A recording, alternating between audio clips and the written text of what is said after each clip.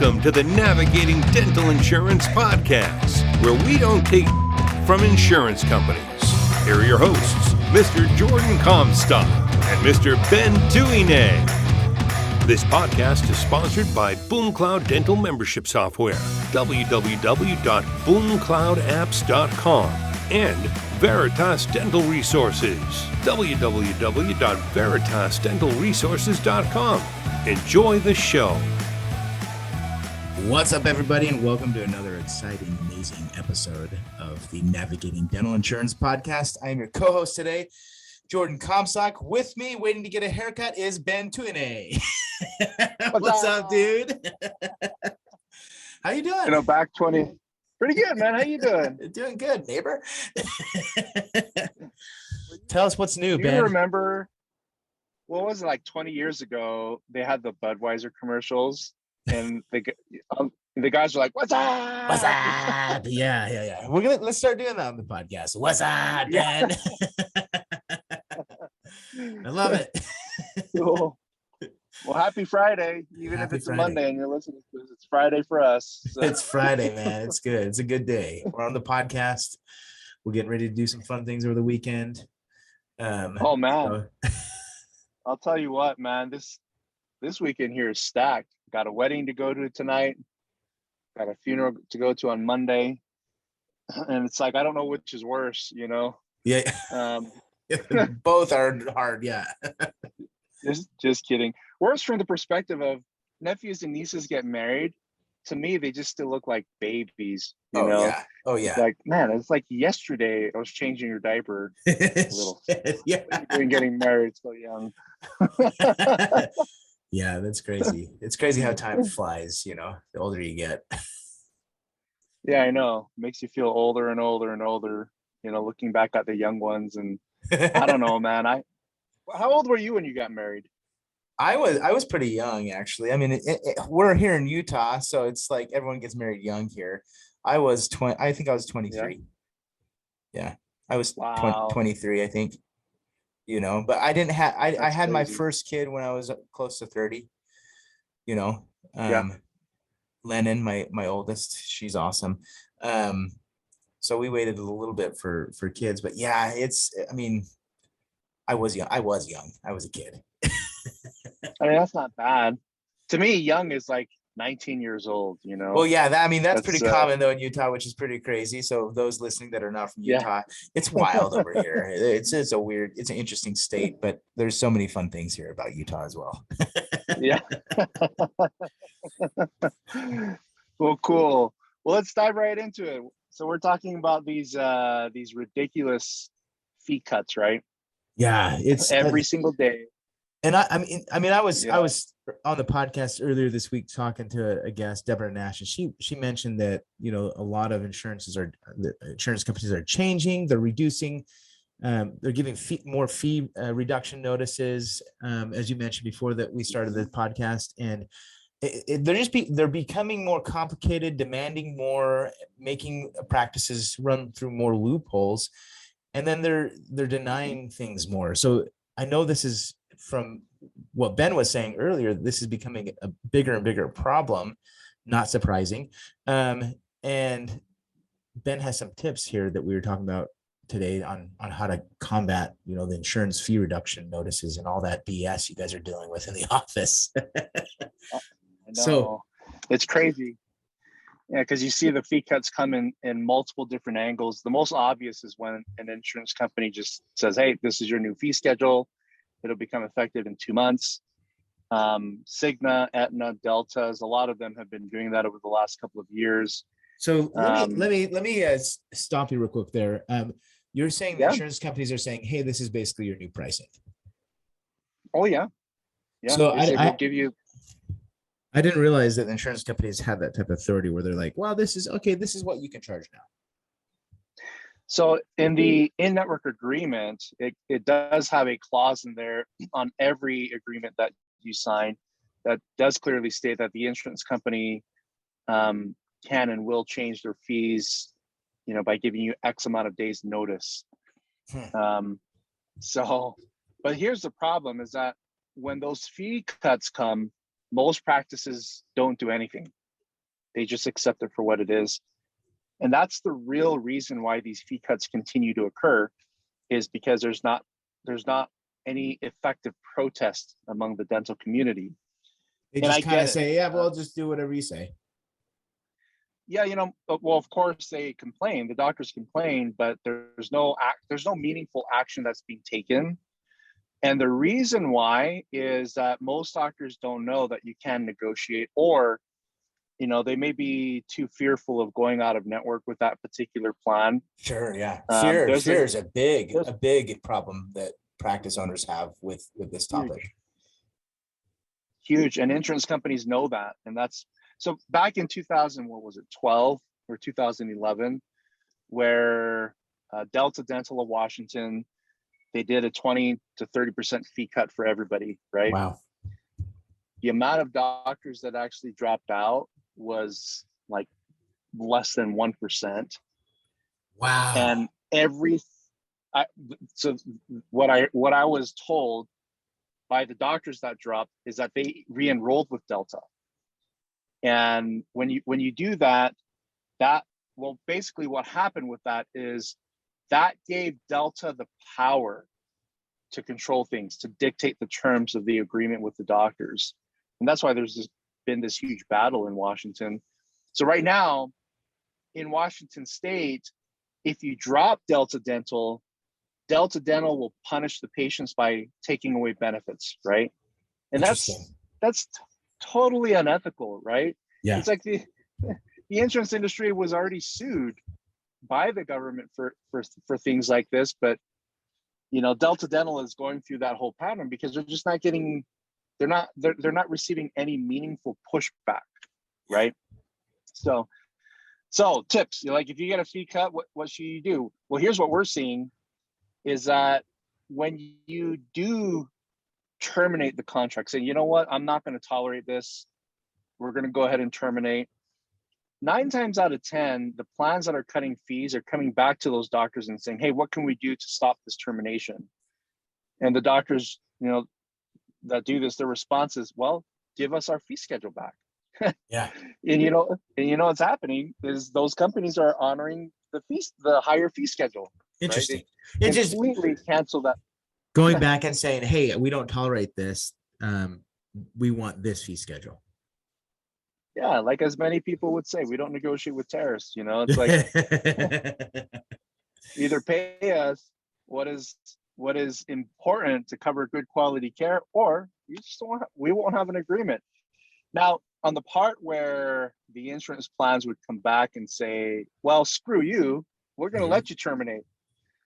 At that point, prepare for it. I wouldn't be scared about going out of network. No, because for most plans, going out of network, you lose what, 5-10% of your patients. Yeah, it just depends on how you speak about it to your patients, right? As you know, and as courses that we've done in the past, that when you go out of networks, how you talk to your patients is critical, and you got to be strategic when it comes to talking to patients about being out of network. But I think that's really interesting that the insurance companies control the fees. And you know how I feel about that, Ben. I feel like it's like, wow, you go into business, you start your own business, you run your own practice, and you're not the one that controls your fees. And that just seems off to me. That as a business owner and entrepreneur, I'm like, the business owner should be the one, the dentist in this case should be the one that says these are our fees in order to give quality dentistry. This is what it requires us to do in order to do quality dentistry. But it seems like insurance companies, they just don't care. They just want all that revenue coming in and nothing to pay out. Yeah, they have a business to run on their side. So but, I have a question for you. Why? So what? Yeah. I think we've said fear a bunch of times so far during this episode.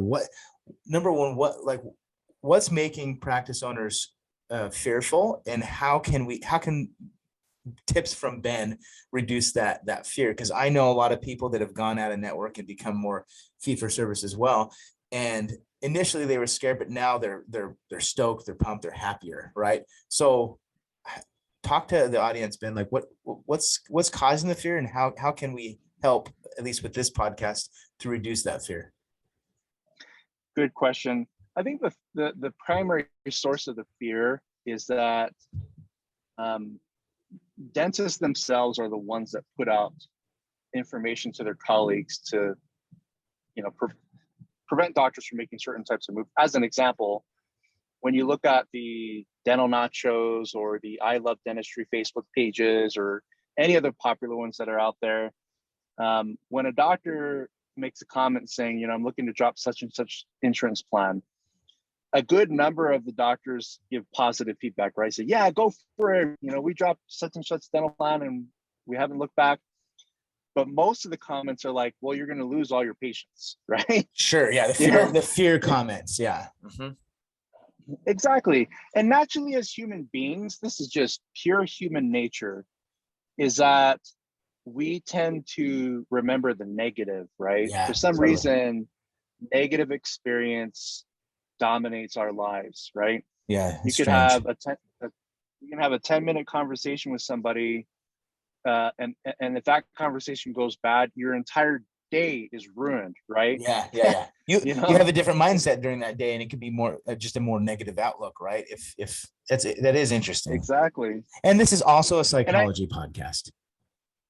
Yeah.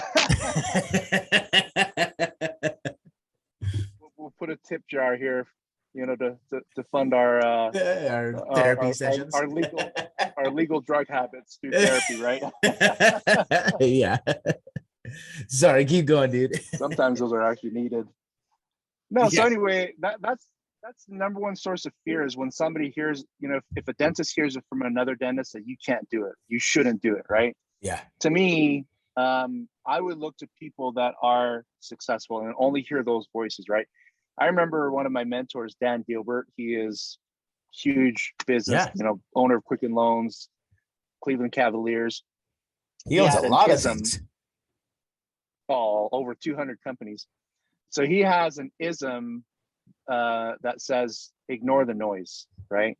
Yeah. Because you will hear a lot, like right now, you probably hear the background noise hearing me sitting on podcast. Just ignore it, ignore the fluff, the things that are irrelevant, things that are not going to uplift you, things that are going to hurt you. Yeah. And that's my recommendation. Don't listen to the negative Nancy. Don't listen to the Karens. Is there There's like a lot of them. version of Karen?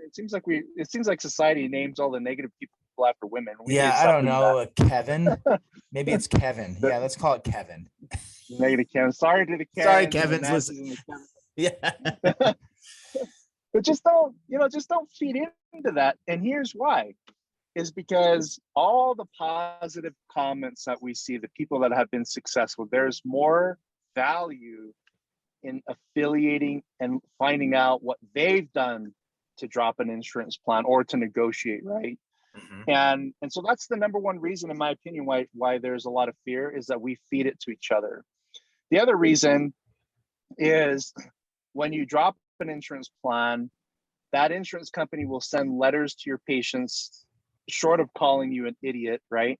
Yeah. But they send letters to your patients saying, you shouldn't go here, almost to the extent where when you read that letter, the insurance plan is basically saying, don't trust this guy or this gal, right? Yeah. Other doctors in my opinion, it seems really toxic. Hey, don't go to this guy. Yeah. Right. It just seems really, I don't know. Insurance has always bothered me, Ben, you know that. I even have shirts that we made that say a cuss word about insurance companies. I don't know. It's never made sense to me, even before, I started Boom Cloud and all that stuff. I've always, for some reason, had a problem with the insurance business model in all industries, but specifically dentistry, because number one, it complicates the practice and the industry far more than what it should be. And then they bully by saying, we're only going to pay you this much, right? And like the other day I was following, I'm on TikTok and I follow Brady. His name's Brady. He's a dentist. He's I really enjoy his content because he's funny. But the other day he showed a TikTok video of a student that just had gone through school, and then they went to a really high end. This is the high end school in dentistry, and they spent like $700,000 on just schooling, and then only to then start a business and go into more debt, and then be bullied and dictated on what they can charge from insurance companies. It just doesn't make sense to me. It just doesn't make sense, Ben. I'm losing my mind in here. So that brings up point number 2, or at least the number 2 attack that doctors are getting these days, is that you mentioned it. They're being told what they can and cannot charge. Yeah. But they're also being told what they can and cannot collect from the patient, right? So yesterday, I was talking to a dentist out of New Jersey, and he was saying that a lot of times when he submits a 2-surface, and it's a legit 2-surface, 3-surface, or a 4-surface composite restoration, right?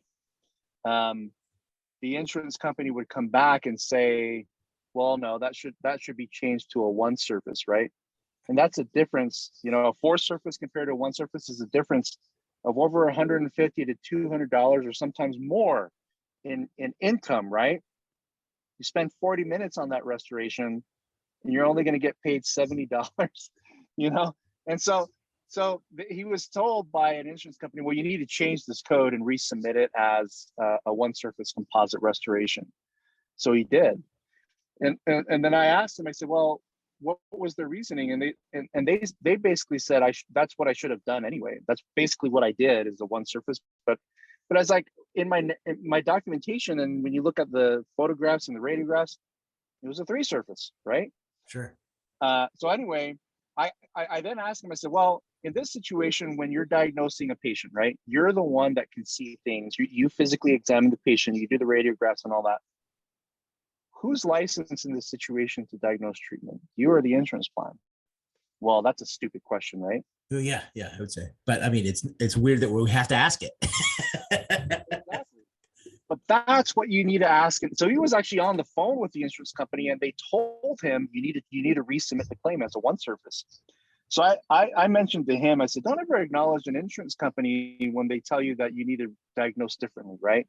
Yeah. If you are obviously wrong in your diagnosis, of course, the patient can go and seek a second opinion. Sure. Or you can talk with a friend of yours and help the patient out in the best way possible. But the insurance company has no place to come in and say, what we see is a 2-surface, or a 1-surface, when in fact it was a 3-surface, right? Or the insurance company can come and say, well, it wasn't a crown, it was a 3-surface. It was a large filling that you did, right? So we're only going to pay it as a large filling. When they re-diagnose treatment, to me, at least when I speak to attorneys, when I sit on panels as an expert witness to discuss these legal issues, 100% of the time, the judge always makes a ruling saying, well, based upon what the dental board says, is you need a license to diagnose treatment, but you also need to follow these guidelines for these types of procedures, which one of them is a physical examination, right? Being there in person to see things and going through the whole process. The insurance companies have absolutely no means of doing that, right? No. They are not the clinicians for the patient. So that's actually on the rise, where I'm seeing insurance companies change the diagnosis on their end to pay a lower fee. Yeah. And then they'll go to the doctor and say, well, then you're disallowed from charging the patient the difference against what you did do. You can only charge the fee that we tell you to charge the patient, right? And if you let insurance companies get away with that, holy smokes. Yeah, I mean, to me, not, to me, it just sounds like a legal scam. Big time. So that's I don't know if I'm biased because all my childhood trauma of growing up watching my mom work with insurance companies, or if that's if I'm biased or using emotional distortion to paint my story. But that's what it feels like, that they've put all this red tape in, they've made things complicated so that they can make they can make money, and the practice just kind of has to cover the costs of admin work and not get paid. It just seems weird to me. Yeah. And I think those denials and the disallowing you to collect fees that are necessary for treatment from the patient, those things seem to be on the rise these days. So that, to me, considering that 90% of the patients that most practices treat are patients with insurance. Yeah. If those trends continue, it's not just going to be a fee schedule problem, right? Mm-hmm. It's going to be an insurance administrative issue, right? A legal issue. So the other part of that, Jordan, you asked, why do doctors fear, going out of network? What feeds the fear?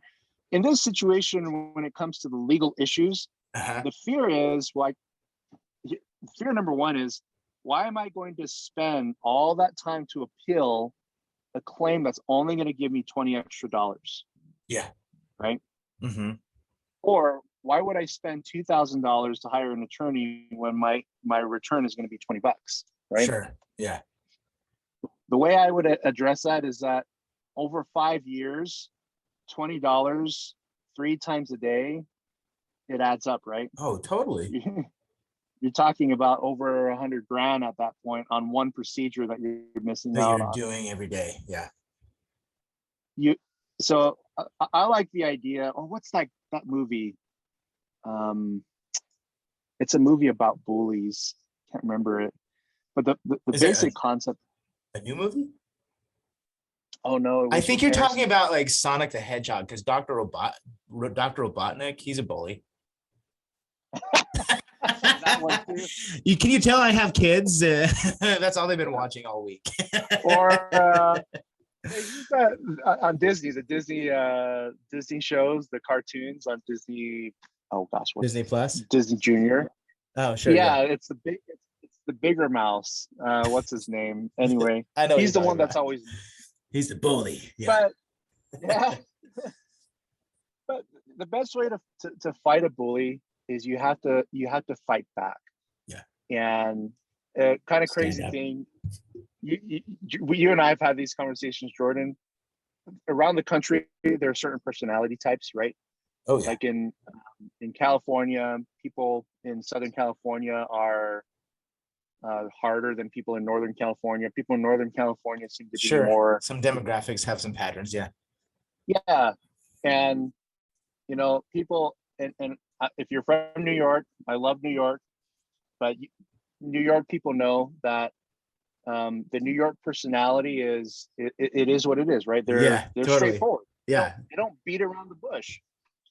And a lot of times that could come off as being rude or mean, right? With those personality types.